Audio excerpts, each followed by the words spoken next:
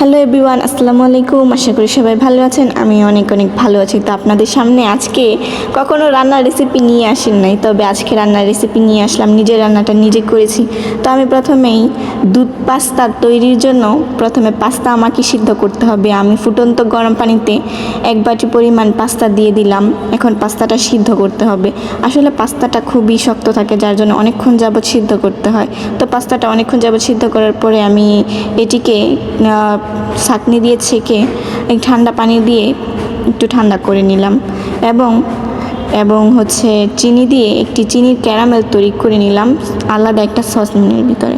আসলে একা ভিডিও করতে গিয়ে আমার চিনির ক্যারামেল প্রায় অনেকটাই পুড়ে গিয়েছিল। যাই হোক, লাস্টের রান্নাটা অনেক মজা হয়েছিল, সবাই বলেছিল। আমি চিনির ক্যারামেল অনেকক্ষণ যাবত তৈরি করে নিলাম। একটু চিনির ক্যারামেল যেহেতু একটু কালারটা আসলে ভালো লাগবে, তাই একটু চিনির ক্যারামেলটা একটু ভালোভাবেই তৈরি করে নিলাম। যাই হোক, তারপর সেখানে ফুটন্ত দুধ দিয়ে দিলাম। আসলে দুধটা যত বেশি ঘন হবে ততই এটা খেতে অনেক বেশি ভালো লাগবে।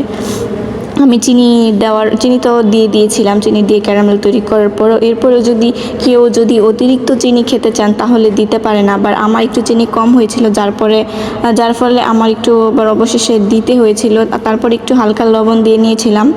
তারপর আমি অনেকক্ষণ যাবত অপেক্ষা করতেছিলাম কখন দুধটা একটু সুন্দর কালার হবে, একটু গাঢ় হবে আর কি। তবে যত বেশি দুধটা জালে দেওয়া হবে, তারপরে যত বেশি অনেকক্ষণ যাবত রান্না করা হবে ততই অনেক ভালো লাগবে। অবশেষে অনেকক্ষণ দুধটা জাল দেওয়ার পরে আমি পাস্তাগুলো এটার মধ্যে ছেড়ে দিলাম।